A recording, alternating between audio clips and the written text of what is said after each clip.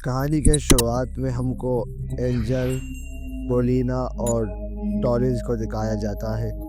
Angel जो थी वो इन दोनों की अम्मी थी और एंजल का शौहर मर चुका था।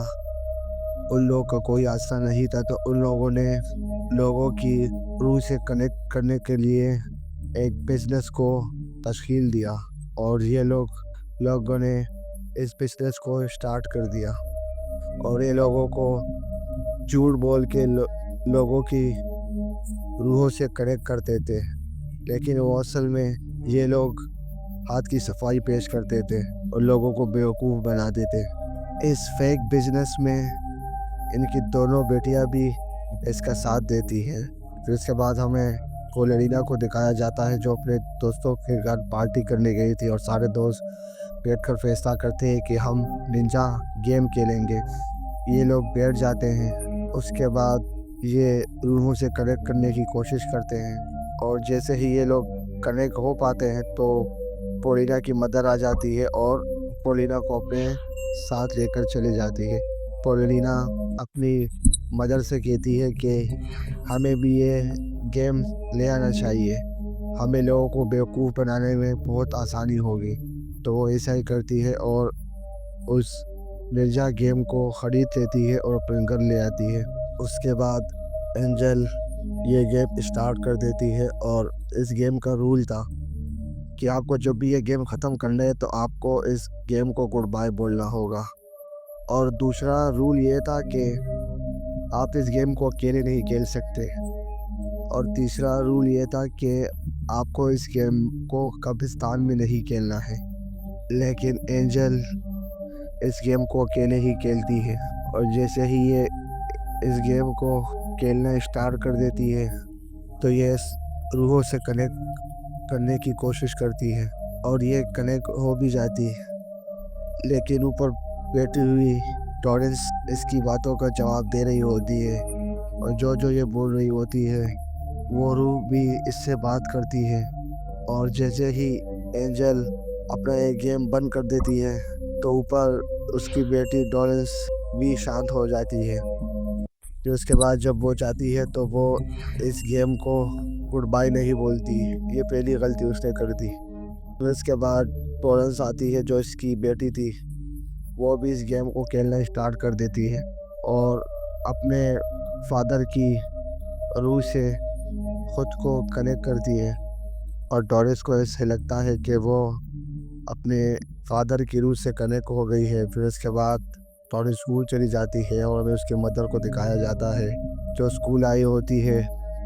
उसको प्रिंसिपल ने बुलाया होता है कि आपकी बेटी ने बहुत अच्छा काम किया है और इसने आज से पहले ऐसे नोट्स नहीं लिखे। वो उसको नोट्स भी दिखाता है। उसके बाद ये जैसे ही घर पर आते हैं तो इन लोगों के घर के बाहर एक नोटिस लिखा होता है कि आप लोगों ने घर के टैक्सेस पे नहीं किए तो आप लोगों का घर कब्ज़ा हो जाएगा। इसके बाद इसकी मॉम बड़ी टेंशन में आ जाती है और कहती है कि अब हम लोग क्या करेंगे। फिर उसके बाद ये जैसे ही नीचे जाते हैं तो डॉरेंस बेटी होती है और उस गेम के ज़रिए अपनी बाप की रूह से बातें करती है और उसका बाप उसको बताता है कि मेरे एक जगह पर बहुत सारे पैसे रखे हुए हैं, जाकर उसे उठा लो। फिर उसके बाद टॉरेंस अपनी माँ और अपनी बहन से कहती है कि हम बैठते हैं और अपने फादर से कनेक्ट करने की कोशिश करते हैं। फिर वो लोग बैठ जाते हैं। जो एंजल थी वो ये प्रूव करना चाहती थी कि सच में मेरे ये हस्बैंड की रूह है या किसी और की, तो उसे एक सवाल पूछती है जिसका वो बिल्कुल सही जवाब दे देता है। तो ये बिल्कुल हैरान हो जाते हैं। फिर उसके बाद जो इसकी अम्मी थी वो कहती है कि हम इस बिज़नेस को और आगे बढ़ाएंगे और लोगों की रूह से अब हम कनेक्ट करने की कोशिश करते हैं, लेकिन वो ललीना इससे बहुत डर जाती है और वो इनमें लोगों का साथ नहीं देती।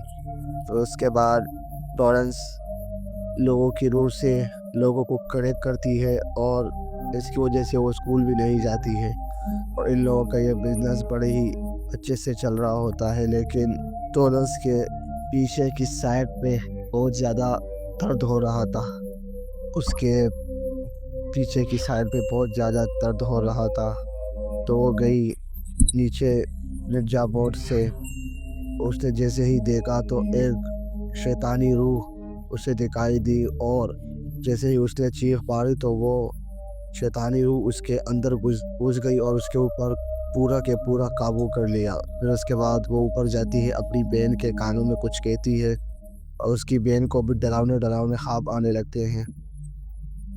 उसके बाद पोलेलिना का फ्रेंड आ जाता है, और डॉलन्स उसके साथ बड़ी ही अजीब और गरीब बातें करती है, और उसे कहती है कि अगर इंसान को दर्द दिया जाए तो इंसान को कैसे लगेगा, और इंसान को कैसे तकलीफ दिए जाए। तो वो इसकी बातें सुनकर बड़े ही परेशान हुआ, बड़े ही हैरान हुआ वो।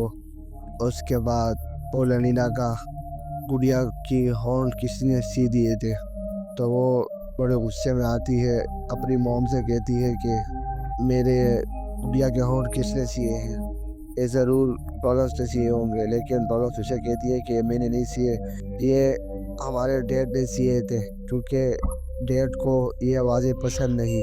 दरअसल में डैड को डॉलर्स की आवाज़ें पसंद नहीं थी। उसके बाद पोलिना अपने मदर से कहती है कि डॉलर्स बड़ी अजीबो-गरीब हरकतें कर रही है, तो मुझे इससे बहुत डर लगने लगा है। फिर उसके बाद पोलिना जैसे ही जाती है, उससे कुछ नोट्स मिलते हैं जो कि एक पोलिश लैंग्वेज थी। तो वो फादर थॉम के पास जाती है, और फादर थॉम से कहती है कि ये लैंग्वेज ज़रा आप रीड करना कि इस लैंग्वेज में ऐसा क्या लिखा हुआ है। फादर टॉम ये रीड करते हैं, और उसके बाद इन लोगों के घर पे आ जाते हैं, और डॉलर से कहते हैं कि मुझे वही गेम खेलना है जो आप लोग को खिलवाते हैं, मतलब आप लोगों को रूह से कनेक्ट करवाते हैं। तो वो बैठ जाते हैं, और डॉलर उसको उसकी वाइफ से कनेक्ट करने की कोशिश करती है। पहले वो उसको डॉलर से पूछती है तुम्हारी वाइफ का नाम क्या है, तो वो बता देती है। फिर उसकी वाइफ की वॉइस पे एक बात बताती है, और ये लोग समझ लेते हैं कि ये सक्सेस हो गए। लेकिन फादर टॉम पोलिना और उसकी अम्मी को साइड पे बुलाते हैं, और उन लोगों से बात करते हैं। उन लोगों को बताते हैं कि तुम लोगों ने ये डॉलर्स ने जो बातें मुझे बताई है, ये सब के सब गलत थी। और वो एक सस्पेंस क्रिएट कर देते हैं, और कहते हैं कि डॉलर्स दरअसल में रूह से बात नहीं करती, वो इंसान का माइंड पढ़ती है। तो पोलिना की अम्मी दोनों कहती हैं कि ये कैसे करती है, तो वो कहता है कि ये एक शैतानी रूह इसके अंदर घुस चुकी है, जो इससे सब करवा रही है। फिर उसके बाद वो इन दोनों को बताता है कि जिस घर में तुम लोग रह रहे हो, यहाँ पर एक पागल साइंटिस्ट था जो लोगों के ऊपर एक्सपेरिमेंट करता था, और एक्सपेरिमेंट नाकामयाब हो जाता तो वो उस लोगों को इधर ही दफन कर देता था। इन लोगों ने तीसरा रूल भी तोड़ दिया निंजा बोर्ड का, क्योंकि उसमें लिखा हुआ था कि कब्रिस्तान में इसको नहीं खेलना। लोगों ने तीसरा रूल भी तोड़ दिया था। अब ये लोग बहुत बड़ी मुसीबत में फंस गए थे। उसके बाद पोलेलिना का वही फ्रेंड आता है, और डॉलर्स उससे बेसमेंट में ले जाती है। जैसे ही उसे ले जाती है, तो जैसे ही थोड़ी छेड़छाड़ करते हैं, तो उसे कुछ स्कल मिलते हैं। जैसे ही उसे कुछ स्कल मिलते हैं, तो डॉलर्स अजीब और गरीब हरकतें कर रही होती है, और उस लड़के को वहीं पर ही मार देती है। जैसे ही एंजल, पोलेलिना और फादर टॉम नीचे बेसमेंट पे जाते हैं, तो डॉलर्स पे बिल्कुल उस शैतानी ने काबू कर लिया था, और फादर के ऊपर भी पूरा कब्जा कर लिया था, और फादर को इन सबको मारने के लिए आ जाते हैं, लेकिन वो लोग भाग जाते हैं। फिर उसके बाद डॉलर्स फादर को जान से मार देती है।